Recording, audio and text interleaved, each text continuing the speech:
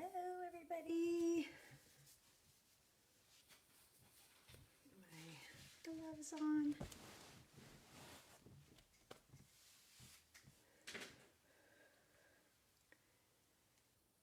Just waiting for my friends to log in.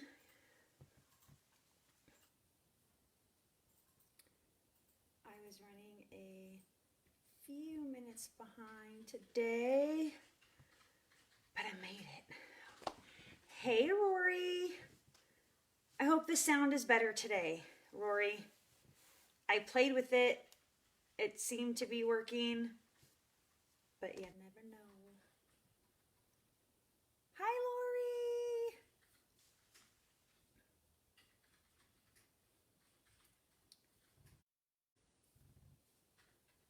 All right, we have about one more minute. And then if it isn't obvious, I think you guys can guess what we're reading today.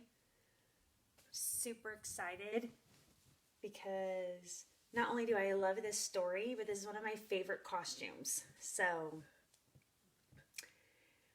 I didn't wear the whole get up today, the vest and the collar and all that, because it's just way too hot up in my room. So we may do with this. Alrighty, looks like it's gonna be a light day today. Not many people checking in. That's all right, because it's such a beautiful day outside. I'm sure lots of people are outside enjoying the weather, which is good.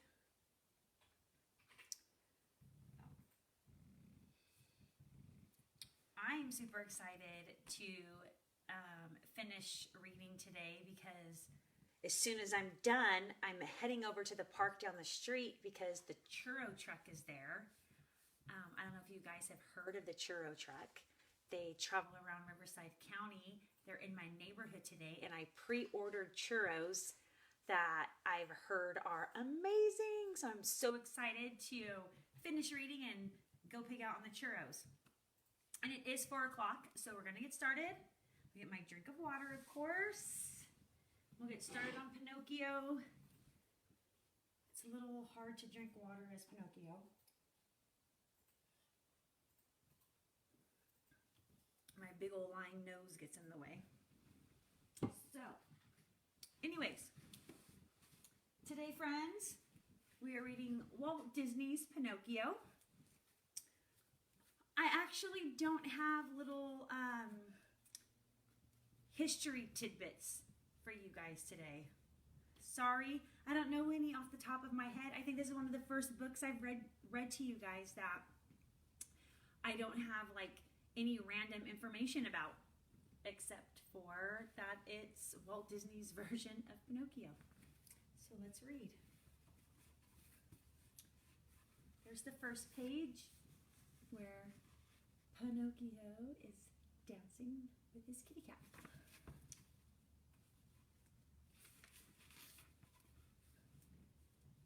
One night, the evening star was shining down on a tiny village. Only one house still had a light burning, and that was the workshop of Geppetto, the kind old woodcarver. He was busy carving a little puppet. Isn't Pinocchio almost like a real boy? He chuckled. Hi, Jennifer. So, there's the picture, the woodcarver Geppetto's house.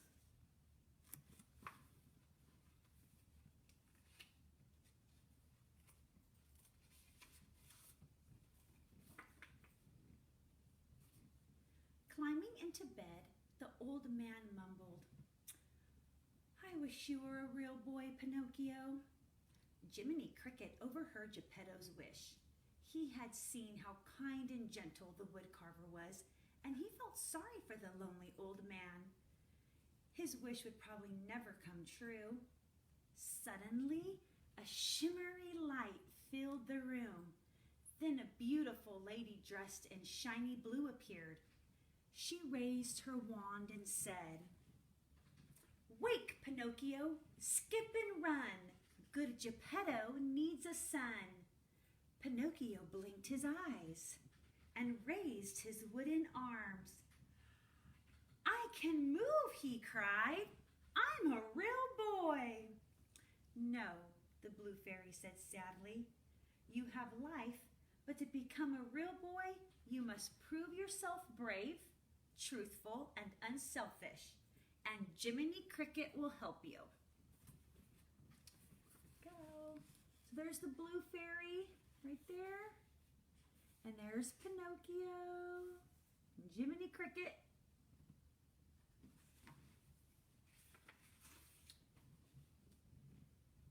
The next morning, Geppetto couldn't believe his eyes. There was his puppet, laughing and talking and running. "It's true, Father," Pinocchio cried. "I'm alive."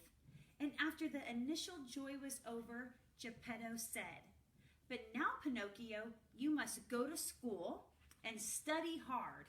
Then you'll soon become a real boy." Meanwhile, Jiminy Cricket had overslept and now jumped up in a great hurry. He caught up with Pinocchio just as the silly little puppet was walking off with the worst pair of scrandrels in the whole countryside, J. Worthington Foulfellow and Gideon. The villains convinced Pinocchio that he should forget about school and become an actor.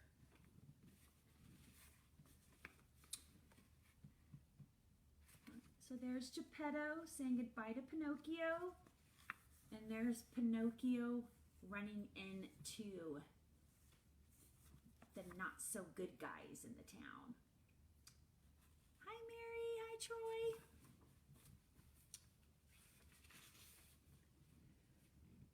"But Pinocchio," cried Jiminy, "what will your father say?" Pinocchio said, "My father will be so proud of me." Soon they came to the Marionette Theater. When its owner Stromboli saw Pinocchio, his small, evil eyes glistened. "What a drawing card," he exclaimed. "A puppet without strings?" The fox nodded. "And he's yours," he said, with a smile so greedy, holding out his paw, "for a certain price, of course." That night, Pinocchio sang and danced on stage. The audience cheered for more. A puppet without strings? It was a miracle. But when Pinocchio started to head home for the night, Stromboli snarled at him. "You're mine, and you stay here." And bang! Before Pinocchio could resist, he was locked in a birdcage. There's Pinocchio at the theater. Here he is dancing on stage and locked in the birdcage in the corner there.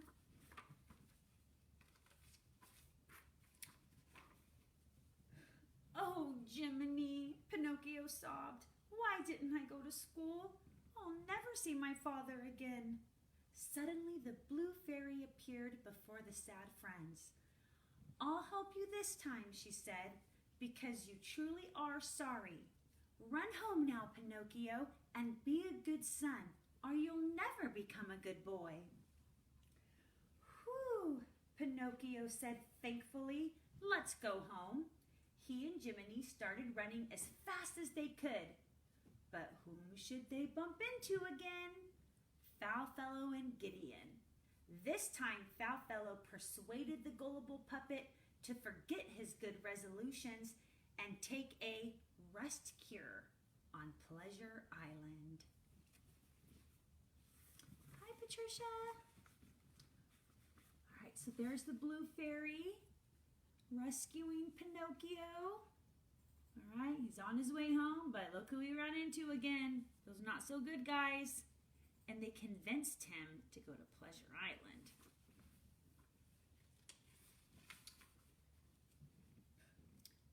"You promised to go right home," Jiminy cried. "But Foulfellow says I need a rest after my terrible experience." They came to a coach bound for Pleasure Island. It was pulled by small donkeys and filled with very noisy boys. As Pinocchio climbed aboard, Jiminy saw the evil-looking coachman slip Foulfellow a heavy bag. Again, the fox had sold Pinocchio. After boarding a ferry, the coach docked at Pleasure Island. Here streets were paved with cookies and fountains sprouted lemonade. Pinocchio soon made friends with a young boy called Lampwick, who was always in the middle of mischief. Jiminy was not happy. He shouted at the puppet to go home. "Ha ha! Don't tell me you're scared of a beetle," Lampwick snickered. Jiminy was about to march off when all of a sudden, Lampwick and Pinocchio started groaning. So there's the carriage they boarded, pulled by all these donkeys. They made it to Pleasure Island, which was full of candy and lemonade and sweets. Totally attracted those boys. The boys were groaning because they were sprouting donkey ears. "Oh, it's donkey fever," whispered Jiminy. He was totally horrified. "You were lazy, good-for-nothing boys, so you're turning into donkeys." They quickly dashed through the streets. As they rounded a corner, they saw the coachman herding a bunch of braying donkeys. Many of which were still wearing little boys' hats and shoes. Pinocchio and Jiminy managed to climb up the wall that surrounded the island, but Lampwick had already turned into a donkey. There was nothing they could do. With a lump in his throat, Pinocchio followed Jiminy and dove into the sea to escape.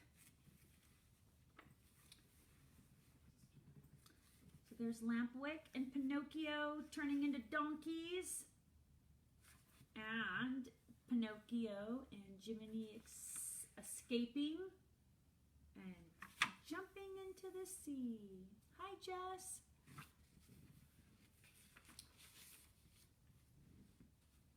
They had a long, hard journey home. By the time they came to the village, it was winter. They hurried to Geppetto's door and pounded on it, but the house was empty. Just then, a gust of wind blew a piece of paper around the corner. "Hey, Pinocchio!" Jiminy exclaimed. "It's a letter!"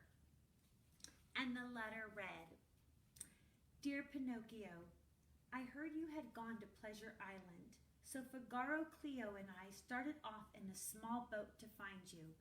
Just as we came in sight of the island, out of the sea rose Monstro, the giant whale. He opened his jaws and in we went. Now, dear son, we are living in the belly of the whale, but there is very little to eat here, and we cannot exist much longer. So I fear you will never see me again. Your loving father, Geppetto." So there's Pinocchio, still got them donkey ears, going to Geppetto's house in the winter, and here they find the letter.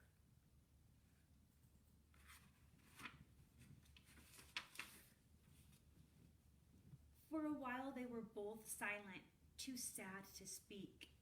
Then Pinocchio stood tall and said, "I am going to save my father." Just then a dove wearing a golden crown appeared.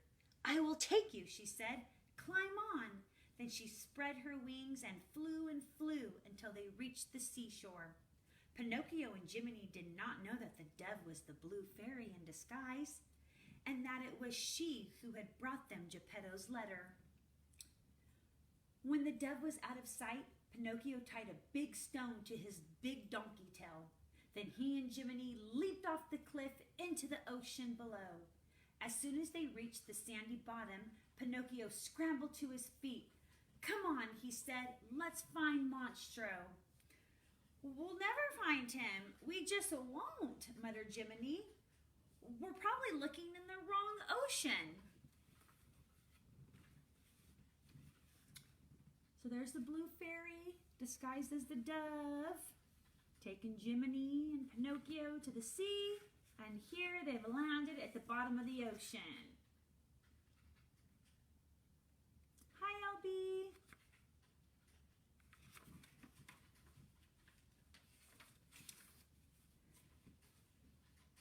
Jiminy was wrong. They were not in the wrong ocean. Very near them floated the well they were looking for, fast asleep. Inside the well was Geppetto. He had set up a crude home from the ships the well had swallowed, and every day he fished in the well's belly. But now that Monstro was sleeping, no fish were coming in his mouth. Not a bite for days, Figaro, Geppetto said mournfully to his cat. If Monstro doesn't wake up soon and open his mouth, we'll all starve. Just then Geppetto felt a nibble. Food! It's food, Figaro, he cried. But when the catch was landed, it was only a cookbook called How to Cook Fish. It was a solemn moment. All felt that the end was near, and then the well moved.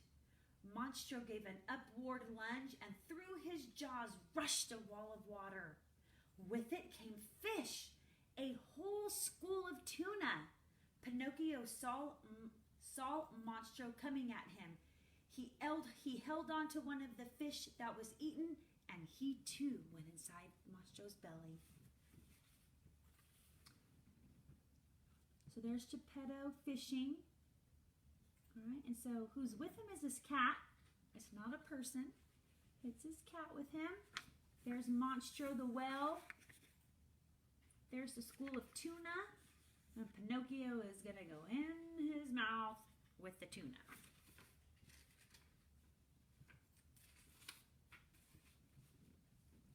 Soon Geppetto was pulling fish after fish after fish out of the water. He was so busy, he almost didn't notice Pinocchio getting pulled on board. "Oh, my dear son," he exclaimed. "Is it really you?" They were so thrilled to see each other again. Now, if they could only get out of the well's belly. Pinocchio had a plan.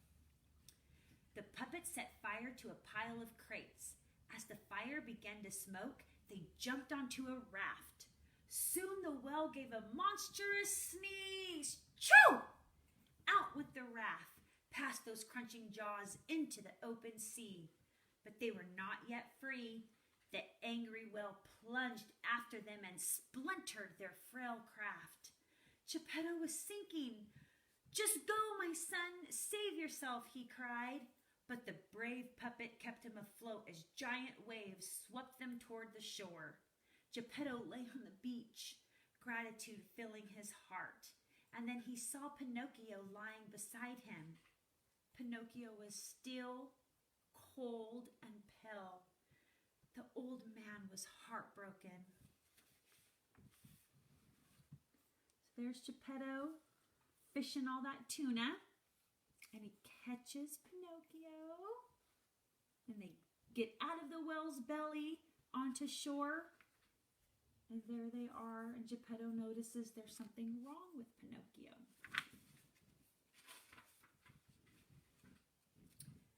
Geppetto gathered poor Pinocchio into his arms and headed home. Then he prayed. Suddenly a ray of starlight appeared. A soft voice said, "And someday, when you have proven yourself brave, truthful, and unselfish, you will be a real boy." Pinocchio sat up. He looked at himself. He felt his arms and his legs. Then he knew. "Father, look at me," he cried. The blue fairy's promise had come true. Pinocchio was real. He was a real boy, a live boy. And that's the end. So there's the picture. There's Geppetto and the cat and Pinocchio dancing. Because Pinocchio proved himself to be unselfish and brave. And that's the end. There you go. Hope you guys liked this book.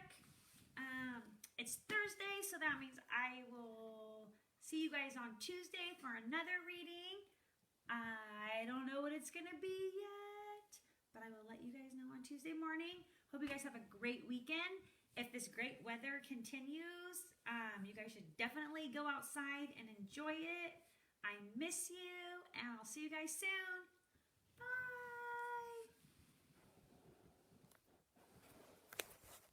it won't let me end the video with these gloves on. Again, bye.